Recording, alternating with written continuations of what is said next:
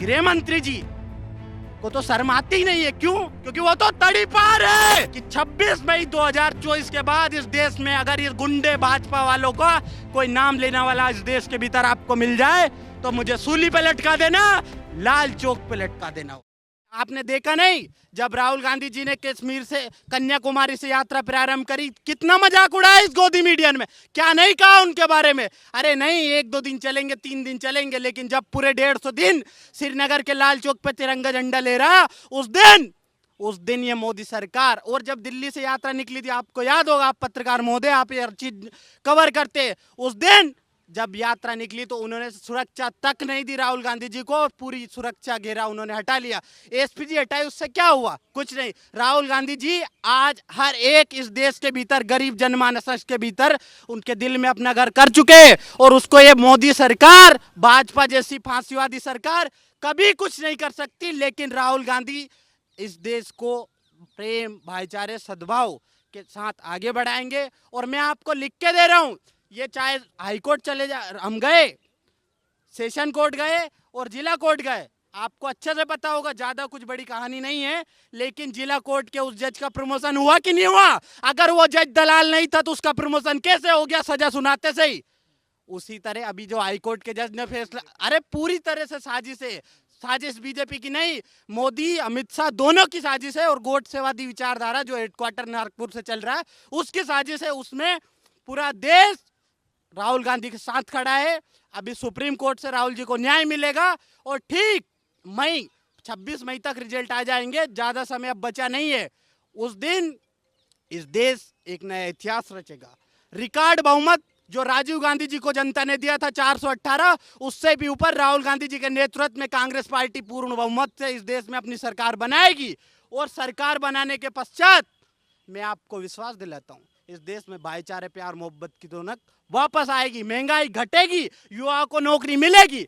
Railway की बात कर लीजिए, बालासोर में क्या नहीं हुआ? अरे उस गृह मंत्री जी को तो शर्म आती ही नहीं है। क्यों? क्योंकि वो तो तड़ी पार है। लेकिन अश्वनी वैष्णव तो पढ़ा लिखा था नहीं था? बताओ क्या किया? रेल की पटरी में जाकर रहा, किधर गई भाई, किधर मरा, कितनी लाशें, अरे उनके कटे हुए चीतड़े से कटी हुई लाशें तक, उनके शरीर के चीतड़े उड़ गए, वो नहीं मिला।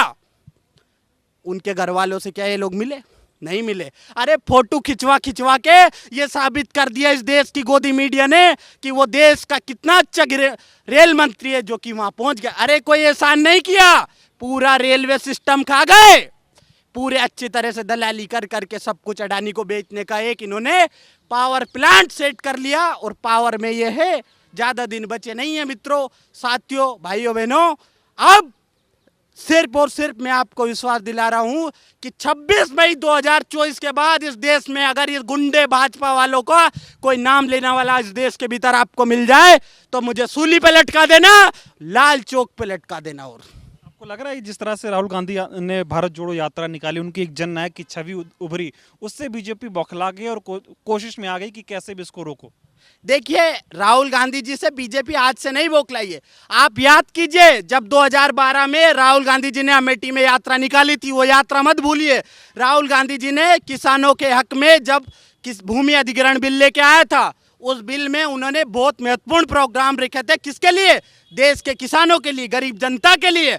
बीजेपी तो उसी दिन से राहुल जी से बौखला गई थी। अरे यार, अगर 14 में राहुल गांधी जी को मौका मिल गया तो हम जो साजिश रच रहे 1925 से हेडकेवार जी वाली नहीं रच रहे, बांटो, हिंदू मुस्लिम करो, हिंदू मुस्लिम करो, मुस्लिम से हिंदुओं को लड़वाओ और मुस्लिमों को ऐसी दिखाओ कि उनका घर तोड़ दो, बुलडोजर चलवा दो, ये करवा दो।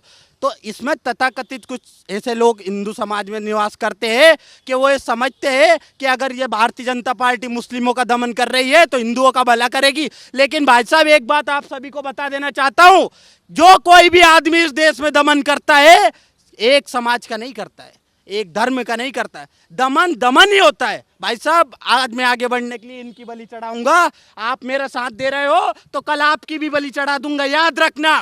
क्योंकि यही ये लोग कर रहे हैं। कौन कर रहा है? ये भाजपा वाली फांसीवादी ताकतें कर रही है। एक आखिरी आपसे लेना चाहूंगा, आप इस पूरे मामले को कैसे देखते हैं, जो पूरा अडानी का मामला हुआ और राहुल गांधी की सदस्यता चली? नहीं, एक्चुअल जो राजीव जी ने जो ये राहुल जी ने जो बोला था ये डायरेक्टली मोदी जी के लिए नहीं है। हमने जितना भी मीडिया में न्यूज़ सुनी है या जो भी कुछ सुना है, डायरेक्टली ये कहीं पे भी किसी उसको इफ़ेक्ट नहीं करता है। बट ठीक है, अब जब कोर्ट का फैसला है तो हम एक फौजी आदमी है, डिसिप्लिन्ड है, तो वी कैन नॉट से कि कोर्ट ने कुछ गलत किया है। बट इसका सुप्रीम कोर्ट में चल रहा है अभी। इसमें लगता है बीजेपी का कुछ हाथ है? बिल्कुल, इसमें तो कोई हो ही नहीं सकता है। अब देखिए, जो आदमी 2 साल से केस लंबित है, उसका 15 दिन में डिसीजन लेते हो, वो भी उसके बाद पूरा उसको चेंज कर देते हो, सब कुछ हो जाता है, उसकी सारी स्टेटमेंट बदली जाती है, तो नेचुरल कौन करेगा? ये हम तो कर नहीं सकते, कोई कांग्रेस ही नहीं करेगा। It can be done by BJP only, और ये बीजेपी से ही हुआ है, इसमें कोई डाउट नहीं है। Thank you sir.